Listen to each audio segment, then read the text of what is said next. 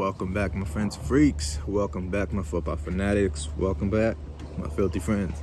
We are back to talk about Season 2, Episode 9, Week 9 of NFL action, kicking off after a 66-58 record with 13 games at hand today on their Sunday slot. 5 divisional matchups kicking off very shortly. But before that, a quick shout out to my Chelsea Blues and Football Mundial taking on those little Red Devils from Manchester, 0-0 at halftime. Hopefully we come out with the dub. Let's go, Chelsea. All love. Now, back to the Football Americano at hand. Let's kick off with the NFL action, starting off first in Orchard Park, New York, with an AFC East matchup between the Miami Dolphins and the Buffalo Bills. And in this one, we are rolling with the Buffalo Bills in this one. Why, you may ask? Because at first, let me start off with, I know Christian Benford's been questionable, but their secondary itself has been phenomenal. It's mostly consisting of young guys and some misfits here and there, like a Taylor Rapp. But yeah, DeMar Hamlin's been playing great. He has, I want to say, 3 interceptions on the bank already. Taylor Rapp is hitting everything and anything that comes his way. Kyrie Elam, I think, has developed a little bit better. Christian Benford has taken a step. Teron Johnson, one of the best nickel corners. So they do still have their pieces that they can, still compete with.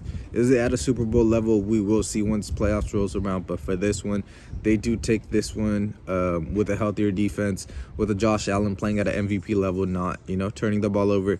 Tua, I did believe in him last week to come back, win it against Arizona, but I don't think the deficiencies on the team can be overcome by just Tua coming back. There's a lot more wrong with that team until those issues are fixed.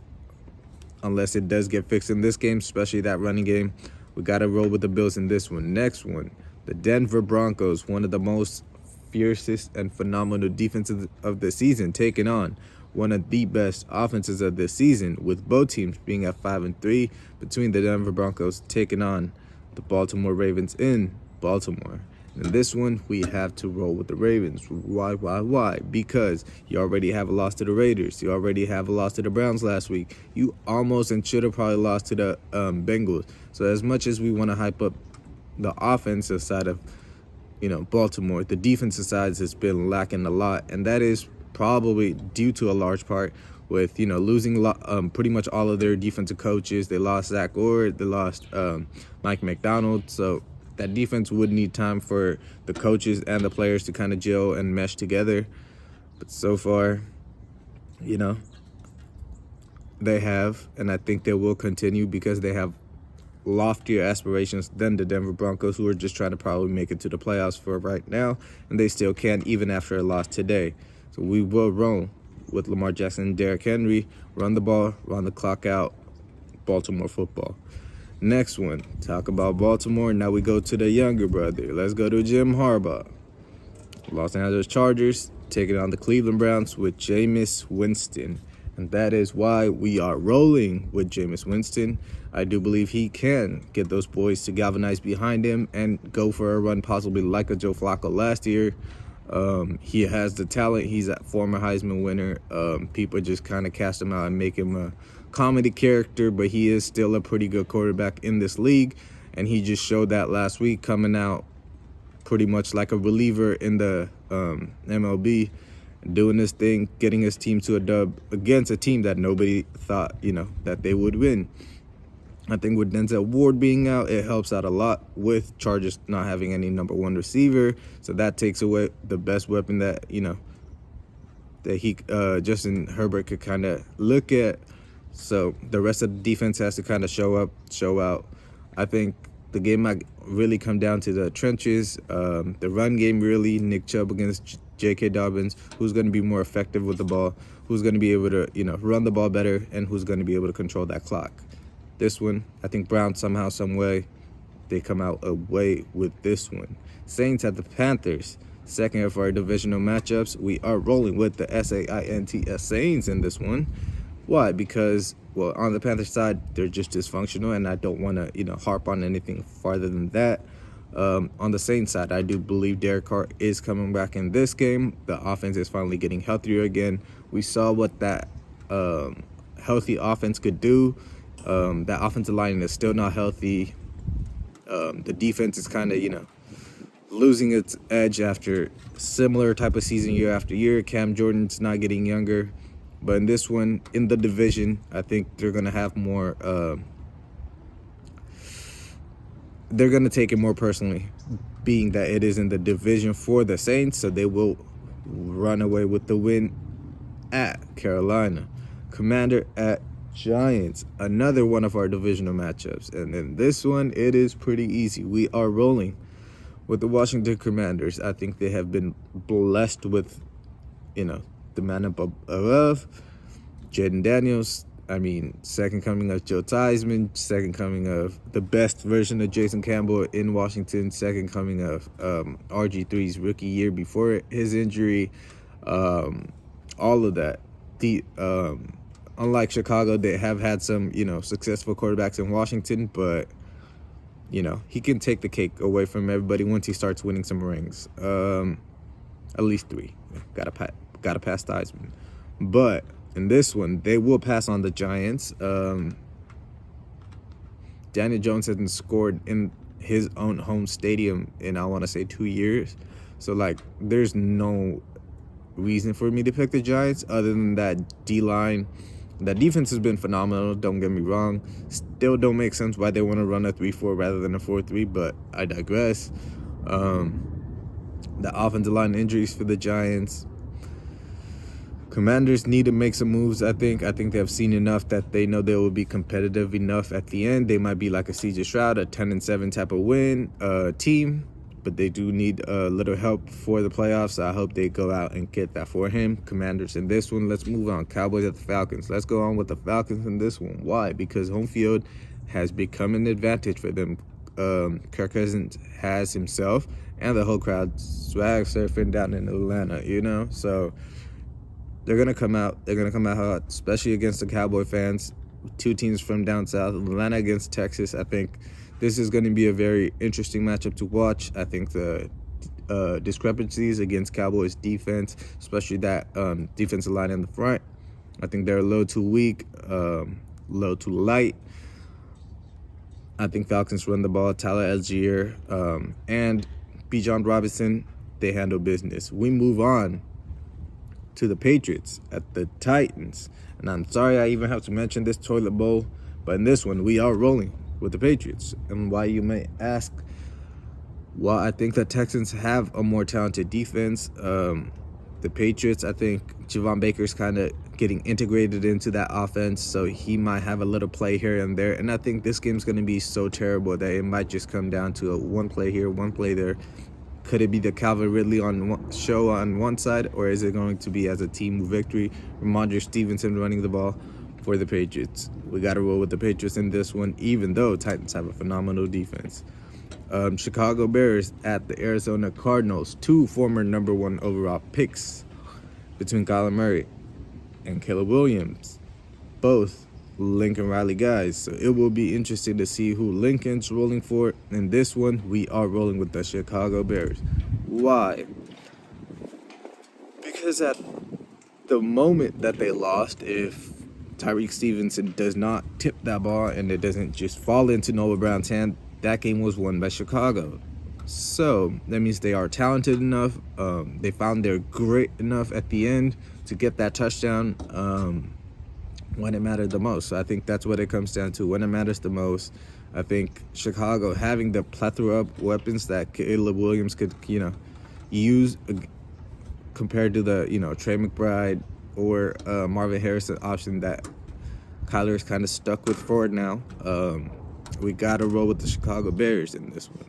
Next one, Jacksonville Jaguars at the Philadelphia Eagles. And in this one, got to roll with the Eagles. We are not picking Clown Town until they show us otherwise outside the division. So in this one, after we picked the Eagles last week and they dominated, we picked the Eagles again this week. to possibly dominate again, especially being at home. That home field's going to be cracking. Saquon and the 2 wide receivers outside. Like, what are you going to stop? Are you going to load the box? They'll just throw it over the top.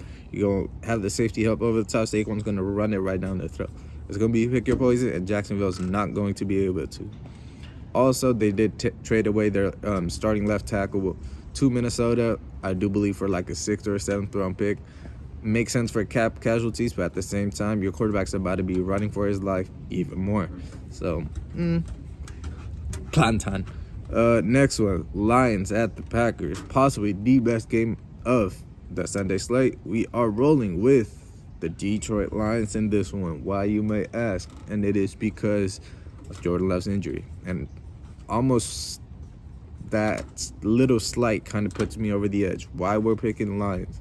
Well, they put up 50 with less than 100 yards of passing offense. That just shows how big of a completed team they are. Packers defense going to be phenomenal. I think this is going to be an excellent chess matchup between the offensive coordinator and defensive coordinator on one side and the offensive and defensive coordinator on the other. It's just about execution. I think Lions come out executing better because their quarterback has practiced all this week. Their quarterback's not hurt, and especially not a groin injury that limits his mobility. Rams at the Seahawks, another one of our divisional matchup. Last one of our divisional matchups. We are rolling with the Los Angeles Rams in this one. Why, you may ask? Since Puka Nacua and Cooper Kupp came back, Matthew Stafford looks like a different guy. Hopefully that offensive line has a little bit more juice to pass protect better, which also does get helped with those guys coming back because Kyron Williams has rushing lanes, which opens up the whole game for Sean McVay's offense. And that's what he needed. And he's back with it. That defense, they've been gelling, and now they're kind of starting to perform. Yes, they lost out on Aaron Donald, but Jared Verse and his compatriot from Florida State, I do forget his name at the moment. Both of those guys have been excellent pickups in the first and second rounds. All of those guys from last year, like a Byron Young and amongst others, those guys are developing even further. Seahawks have kind of been looking like in a disarray, so they need to kind of figure some stuff out. A rookie head coach, pretty, if not really, really young coaching staff. It's going to take them, maybe next year or possibly even until that third year for him to establish himself up in Seattle and, with no disrespect, take out a little bit of that Pete Carroll and put his little more stamp on everything there. DK, he's, I do believe, still a little hurt, so we've got to roll with the Rams in this one once that they are healthier. Next one, Sunday Night Football. Colts going up to Minnesota to take on the Vikings. And in this one, we have to take on the Vikings. Why, you may ask? Because we picked them against them again with the Lions, and the Lions won. So they got to come back with, revenge on their mind. They got to come back to reestablish themselves. They got to let everybody know, hey, we're still going to run the ball. We still have the weapons outside that Sam Darnold could throw it to. I know our left tackle just got hurt for the year, but we went out and got a starting left tackle from a different team on the AFC who's still serviceable. He doesn't have to be great. He needs to be serviceable, and he needs to keep on pushing your playoff chances to be higher. And rather than playing a backup left tackle, you go out and get a starter, which does amplify that. Colts on the other side, Jonathan Taylor, he's always tending to be hurt, so I'm not sure if he's playing this game. The weapon set, Flacco comes in for, it is really Michael Pittman. Other than that, nobody has really established themselves, so we got to roll with the Vikings in this one. Last but not least, my Raiders about to go kick off early against the Cincinnati Bengals, and we are. Obviously, you see me rolling the white and black. We are rolling with the silver and black in this one. And why, you may ask, against the Cincinnati Bengals? Because we want that revenge for 2021. We believe we could have, possibly made it to the Super Bowl if it wasn't for Joe Burrow. Probably getting a little too out of hand, but you get the vibe. We are taking our revenge. A healthier Jacoby Myers. Hopefully gives us a chance. I just want a top 5 pick and a quarterback, and then actually, suffice. But love y'all. Peace.